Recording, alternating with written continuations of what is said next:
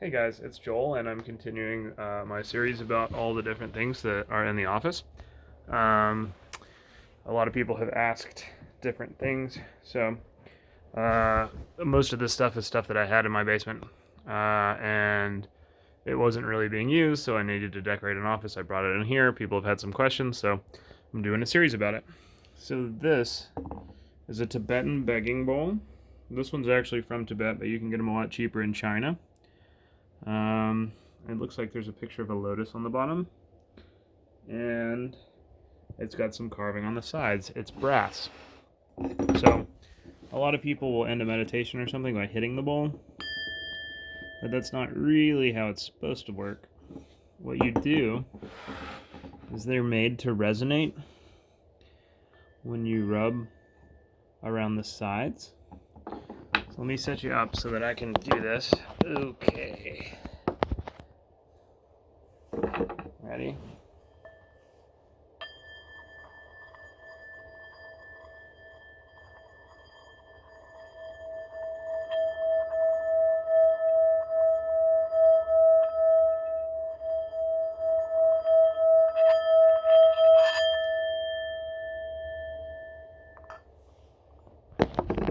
So you can change the tenor a little bit of it, but the size of the bowl pretty much determines the pitch. So like if you go to a monastery where they're Buddhist throat singing and stuff, they have a lot of different sizes of these that kind of harmonize. The idea of a Tibetan begging bowl is that monks aren't really allowed to own anything. They have to beg.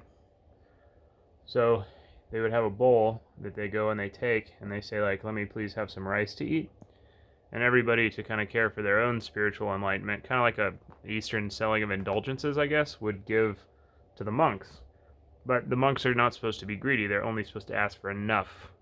So the bowl can only sing, can only beg, because they would beg for the food by rubbing the bowl, being like, hey, I'm hungry, can I have some rice? But it can only sing if it's empty. If you put rice in it and you already have enough to eat, then you can't beg anymore. And so it's sort of this self-policing system, maybe a little bit practical, maybe a little bit metaphorical. And then later that becomes this sort of mystical idea in Buddhism, and it works with other philosophical traditions too. You don't have to be a Buddhist. That when you are trying to kind of control reality, when you're trying to stay full, when you're full of pride, when you're full of preconceptions, when you're full of prejudice, you're not really open to receiving something. You're not really open to receiving truth. And if you're empty, then you can make the transcendental song that brings new truth to life and helps you understand self-discovery in yourself. So it's an image that kind of gets kicked around. I've seen a lot of people ask about it. So that's what it is. If you got any questions, send me a message, and I will try and answer it best I can. Hope to see you in therapy one day.